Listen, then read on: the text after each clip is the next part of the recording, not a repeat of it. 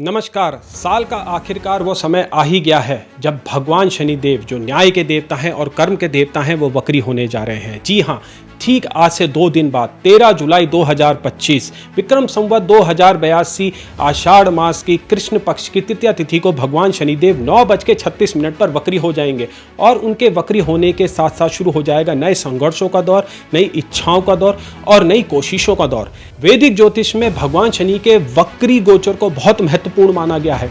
ये 4.5 महीने हमारी लाइफ में एक नई लेयर जोड़ते हैं, नए आधार जोड़ते हैं, हमें नए लोगों से मिलाते हैं और कुछ पुराने बंधनों से हमें छुड़ा देते हैं। हमारी कुंडली में कितने राजयोग हैं और धन योग हैं, यह इसी पीरियड में एक्टिवेट होते हैं। तो चलिए जानते हैं प्रेडिक्शंस। मैंने इस वीडियो में हर राशि के लिए, हर लगन के लिए प्रेडिक्शंस करी हैं और उसके साथ साथ रेमेडीज भी हर लगन और हर राशि के लिए बताया गया है। लेकिन आगे बढ़ने से पहले हमको ये जानना जरूरी है कि शनि का गोचर, शनि का वक्री गोचर इतना इंपॉर्टेंट क्यों माना गया है, उसको वैदिक ज्योतिष में कैसे पढ़ा जाता है और कैसे अप्लाई किया जाता है। तो चलिए शुरुआत करते हैं इस वीडियो की। सैटर्न महाराज हर साल रेट्रोग्रेड होते हैं और उसका ड्यूरेशन रहता है 138 से 140 दिन, कई बार 142 और 145 दिन का भी हो जाता है। अगर आप गुणा भाग करेंगे तो यहाँ पे आपको देखने को मिलेगा कि सैटर्न रेट्रोग्रेड साल के 38 to 40% रेट्रोग्रेड होते हैं। अगर किसी प्लैनेट की कोई स्टेट इतने ज़्यादा परसेंटेज तक वैलिड है साल में, तो इसका मतलब उसकी सिग्निफिकेंस भी ज़्यादा है। तो आपकी लाइफ में जो भी इंपॉर्टेंट इवेंट्स होते हैं, चाहे वो मैरिज हो, चाइल्ड बर्थ हो, आपका जॉब मिलना हो या जॉब का प्रमोशन हो या आपके हेल्थ इश्यूज हो या सर्जरी हो, सभी केसेस में ये वक्री पीरियड ही है जहाँ पे उसकी फाउंडेशन डलती है। मैं आपको एक एग्जाम्पल देता हूँ। मान लीजिए आपने सडनली कुछ सोचा कि मुझे एक बिजनेस को करना है, या फिर आप ऑलरेडी एक सक्सेसफुल बिजनेसमैन है, तो आप पास्ट में जाइए, उस साल को उठा के देखिए जब आपने वो डिसीजन लिया था तो डेफिनेटली वो रेट्रोग्रेड के आसपास था। या तो रेट्रोग्रेड के शुरू में आपने लिया था, या रेट्रोग्रेड के बीच में लिया था, या रेट्रोग्रेड जब वो अंत हो रहा था तब आपने लिया था। रेट्रोग्रेड के बिना ना तो चाइल्ड बर्थ होता है ना तो शादी होती है। इन दोनों इंपॉर्टेंट इवेंट्स में इसका सबसे सिग्निफिकेंट रोल है। देखिए, रेट्रोग्रेड में एक चीज ये मानी गई है कि रेट्रोग्रेड प्लैनेट एक हाउस पीछे से भी रिजल्ट देते हैं। मान लीजिए अगर रेट्रोग्रेड आपके अभी फर्स्ट हाउस में है, जो कि मीन लगन के लिए होने वाला है, तो सैटर्न आपके 12th हाउस से भी इंपैक्ट करेगा। तो एडिशनल एस्पेक्ट्स भी यहां पे काउंट होते हैं। तो आप समझ लीजिए 3 एस्पेक्ट तो सैटर्न के रेगुलर हुए और 3 वक्री वाले हुए, तो टोटल यहां पे 6 हाउसेस को सैटर्न एक साथ इन्फ्लुएंस करेगा। तो आप समझ लीजिए कि इसका इंपैक्ट कितना हैवी, कितना गहरा होता है। प्लस सैटर्न जब वक्री होता है तो इसके कार्मिक इंप्लीकेशंस भी बहुत ज्यादा होते हैं और ये उन लोगों को ज्यादा इंपैक्ट करता है जिनके हॉरोस्कोप में सैटर्न ऑलरेडी वक्री है। और अगर आपके हॉरोस्कोप में सैटर्न वक्री है तो आपने अपने लाइफ के पैटर्न्स तो देखे होंगे। आपको जरूरत से ज्यादा हार्डवर्क करना पड़ता है, क्योंकि सैटर्न यहां पे क्या कर रहा है, अपने पीछे वाले हाउस को भी इन्फ्लुएंस कर रहा है और यहां पे वो 3 नहीं टोटल 6 हाउसेस को एक साथ इंपैक्ट में ले रहा है। तो आपके लिए क्या होता है ना, आप थोड़ा सा एक नेचुरली एक डिसएडवांटेज की स्टेज में आ जाते हैं अगर ये आपके हॉरोस्कोप में है। ट्रांजिट में देखिए ये अलग तरीके से इंपैक्ट करेगा। ट्रांजिट में क्या होता है कि ट्रांजिट का मतलब होता है चलती हुई चीजें, है ना, चलयमान, यहाँ पे जो चीजें आगे बढ़नी है। सैटर्न का काम है चीजों को आपस में जोड़ना, 1+1 2 करना, आपको किसी से मिलाना, आपका या तो डिवोर्स कराना या आपके चाइल्ड बर्थ को प्लान कराना। सैटर्न का काम है कि वो कार्मिक साइकिल को आगे वो बढ़ते जाए। और अगर आपके हॉरोस्कोप में सैटर्न रेट्रोग्रेड है तो ये पीरियड आपके लिए बहुत सिग्निफिकेंट हो जाता है। ये पीरियड उनके लिए भी बहुत ज्यादा सिग्निफिकेंट है जो शनि की महादशा या अंतरदशा या फिर 7.5 से होके गुजर रहे हैं। जो लोग अभी 7.5 में हैं उनको इस पीरियड में ज्यादा केयरफुल होने की जरूरत होती है। उनके लिए जो होता है ना, कर्मों का जो बोलते हैं ना थर्मामीटर, वो ज़्यादा गर्म हो जाता है इस पीरियड में। तो टेम्परेचर जो है ना हमेशा हाई रहता है। आप जो भी इवेंट को फेस करते हैं उसकी इंटेंसिटी बड़ी ज़्यादा होती है। सडनली कुछ ऐसा नेगेटिव हो जाएगा, सडनली कहीं से कोई ऐसी न्यूज़ आ जाएगी, आपको कंटिन्यूसली भागना पड़ता है, आपको सोचना पड़ता है, आपको समझना पड़ता है, आपको लोगों से हेल्प लेनी पड़ती है। कुछ केसेस में सिचुएशन थोड़ी इतनी नेगेटिव भी हो जाती है कि आपको कोई सहारा नहीं मिलता, आपको बस जो है लॉसेस ही फेस करने पड़ते हैं। तो ये पीरियड की इंटेंसिटी हर किसी के लिए अलग अलग वे में वेरी करेगी। कई ऐसे लोग हैं जो इस पीरियड में बहुत अच्छा सक्सेस भी पाते हैं।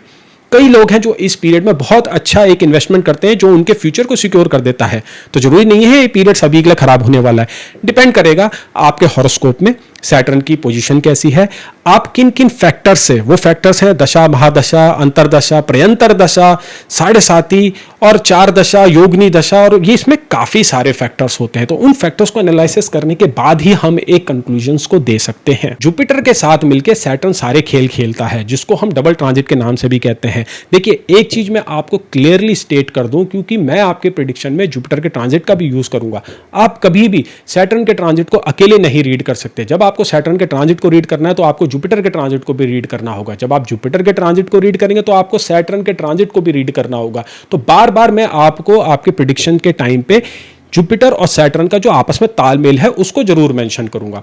और इस बार ये ज्यादा इसलिए सिग्निफिकेंट है कि दोनों एक दूसरे से कार्डिनल में है, दोनों डुअल साइन में है। गुरु महाराज जेमिनाई मिथुन राशि में है और सैटर्न पाइसिस में है। और देखिए, ये दोनों डुअल हैं और दूसरे से कार्डिनल में आते हैं। तो जो डुअल साइन के असेंडेंट लॉर्ड हैं और जो डुअल साइन जिनके फर्स्ट हाउस में राइज होता है, उनको तो बहुत ही ज्यादा इंपैक्ट है। वो कौन कौन है? वो है जेमिनाई, वर्गो और पाइसिस। आप तीन लोगों के लिए, आप तीन लगन वालों के लिए, आप तीन राशि वालों के लिए ये पीरियड सबसे ज्यादा इंपॉर्टेंट है। चलिए अब आगे बढ़ते हैं प्रिडिक्शन की और शुरुआत करते हैं एरीज असेंडेंट से, जिसको हम मेष लगन के नाम से भी जानते हैं, जिनके रूलर साक्षात मंगलदेव हैं। एरीज असेंडेंट, जिसको कि हम मेष लगन के नाम से भी जानते हैं, आपके सिचुएशन कुछ अच्छी नहीं दिख रही है, क्योंकि सैटर्न आपके 12th हाउस से रेट्रोग्रेड होगा। और 12th हाउस एक हॉरोस्कोप का एक इनविजिबल और एक मिस्टीरियस एरिया है, जहां पे मेलेफिक प्लैनेट अच्छे रिजल्ट्स नहीं देते हैं। देखिए, 12th हाउस आइसोलेशन, एक्सपेंसेस और वरीज का हाउस है। ये वह हाउस है जहां पे सैटर्न जब भी आता है आदमी को मेंटली काफी हरास करता है।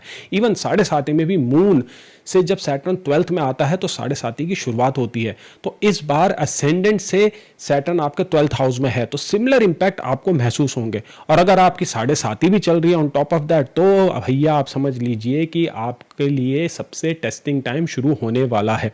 इस पीरियड में आप इंटरनली काफ़ी टाइट महसूस करेंगे, आपको स्ट्रेस होगा, आप चीज़ों को प्रोक्रेस्टिनेट करेंगे, आसपास के लोग नहीं समझ पाएंगे कि आपके साथ क्या हो रहा है। इवन आपके क्लोज रिलेटिव, आपके लव वंस भी कंफ्यूज रहेंगे, वो नहीं समझ पाएंगे कि आखिर में प्रॉब्लम क्या है।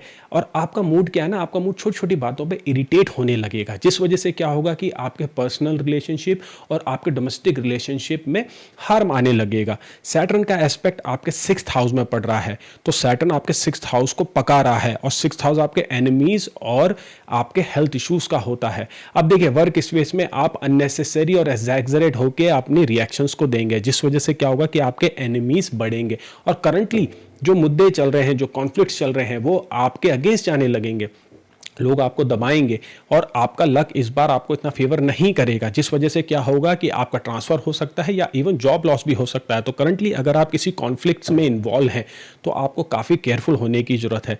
यही बात लीगल इशू में भी अप्लाई होती है। अगर आप किसी लीगल इशू से होके गुजर रहे हैं, वो चाहे किसी प्रॉपर्टी से रिलेटेड हो या मैरिज से रिलेटेड हो, तो देखिए, सैटर्न आपको जीतने नहीं देगा, आपके लिए काफ़ी मुश्किलों का सामना आपको करना पड़ सकता है। आपके एक्सपेंसेस बढ़ेंगे। सैटर्न 12th से आपके 2nd हाउस ऑफ इनकम और सेविंग को भी देख रहा है, तो आपकी सेविंग तो कम होगी, उसके साथ साथ आपकी इनकम भी अफेक्ट होने लगेगी। तो आपको करना क्या है कि इसमें आपको रेमेडीज़ का सहारा लेना है, और जितना आप कम से कम अननेसेसरी रिएक्ट कर सके आपको वो करना है। आप अननेसेसरी प्लान्स मत बनाइए, आप अपना जरूरत से ज़्यादा दिमाग मत चलाइए, आपको फ्लो के साथ चलना है। आपको ये समझना जरूरी है कि जुपिटर जब तक आपके 4th हाउस में नहीं आता है अक्टूबर में और एक्सॉल्टेड नहीं होता है, तब तक आपके लिए यह प्रॉब्लम का सिलसिला बनता रहेगा। जुपिटर 4th हाउस में आके आपको थोड़ी क्लैरिटी देगा सिचुएशन के बारे में, लेकिन जुपिटर वहां पे ज्यादा टाइम नहीं टिकने वाला है। वापस दिसंबर 5 तारीख को आपके 3rd हाउस में आ जाएगा। तब तक रेट्रोग्रेड का पीरियड भी ओवर हो चुका होगा, लेकिन आप उस स्थिति में आ जाएंगे जहां से आपको लगेगा कि आगे के 2 साल काटने काफी मुश्किल हो जाएंगे। मान लीजिए आपका ट्रांसफ़र एक फार लोकेशन में कर दिया गया है और आप अपनी फैमिली से नहीं मिल पा रहे हैं, तो यह सिलसिला आगे 2 साल तक चलता रहेगा, जिस वजह से आपको टेंशन्स होगी, आपको स्ट्रेस महसूस होगा, और उसके साथ साथ कुछ हेल्थ इश्यूज भी डेवलप हो सकते हैं। यह पीरियड ऐसा है कि जिसमें आपको इंजरीज भी हो सकती हैं और आपके हॉस्पिटल के एक्सपेंसेस भी इंक्रीज हो सकते हैं।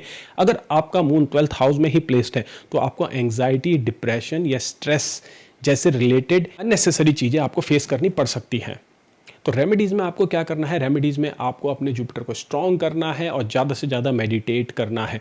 जो लोग मेडिटेशन में ऑलरेडी इन्वॉल्व हैं, जिनके हॉरोस्कोप में मेडिटेशन और स्पिरिचुअल ग्रोथ की इंडिकेशंस हैं, उनके लिए ट्रांजिट थोड़ा सपोर्टिव है। लेकिन फिर भी चीज़ें इतनी ईजी नहीं होंगी। आप पिलग्रिमेज में जाएंगे, आप रिलीजियस प्लेसेस को विजिट करेंगे, लेकिन आपको ड्यूरिंग द ट्रैवलिंग कुछ हार्डशिप्स का सामना करना पड़ सकता है।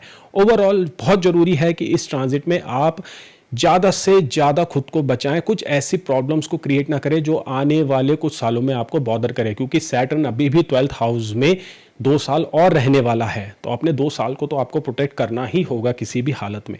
अगर आपकी महादशा मेलेफिक प्लैनेट्स की चल रही है तो आपको यह कोशिश करनी है कि उस प्लैनेट से रिलेटेड कुछ आप शांति पूजा कराइए। अगर आप सैटर्न की महादशा में और सैटर्न की ही अंतरदशा में, तो इम्पैक्ट काफ़ी सिग्निफिकेंट होने वाला है। तो जरूरी रहेगा कि आप सुंदरकांड का डेली पाठ करें, क्योंकि ऐसे समय में आपके असेंडेंट लॉर्ड जो कि मार्स है और उनकी जो डेटी है वो है हनुमान जी, वो ही आपकी मदद कर सकते हैं।